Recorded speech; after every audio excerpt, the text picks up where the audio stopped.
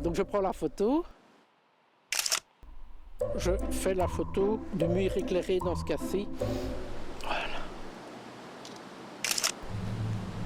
Monique se balade dans les rues des villages de Vrais-sur-Semois. Elle photographie tous les points lumineux publics. Voilà un éclairage bien inutile.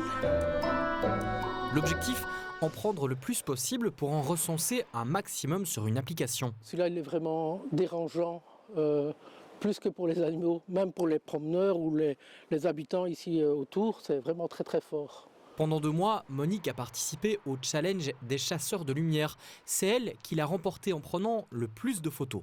J'aime bien faire les choses un peu insolites et un peu bizarres. Et donc l'idée d'aller chasser des lumières, je trouvais ça gai. L'idée que ce soit utile pour la nature, pour les animaux qui ont besoin de noir, je trouve ça bien. Le noir, c'est quelque chose de trop rare.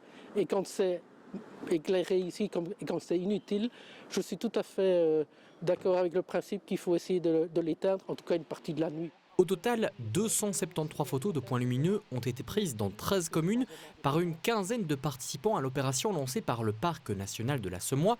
Julie Mikils y est chargée de mission. À la tombée de la nuit, elle nous explique l'objectif de la démarche. On essaye vraiment d'avoir une continuité de surface dans le noir.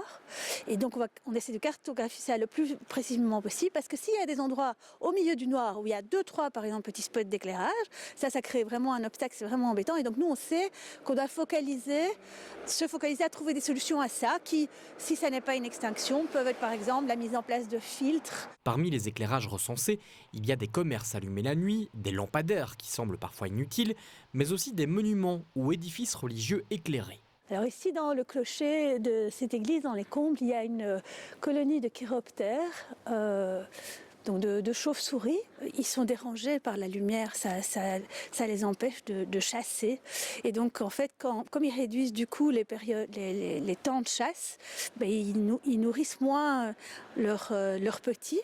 Cette opération permet aussi de sensibiliser les autorités locales en leur demandant d'éteindre certains éclairages entre minuit et 5 heures du matin. Ils gênent, par exemple, les grenouilles, les hiboux ou encore les hirondelles. Pour les protéger et créer des zones non éclairées, une 2e édition des Chasseurs de lumière sera organisée cette année.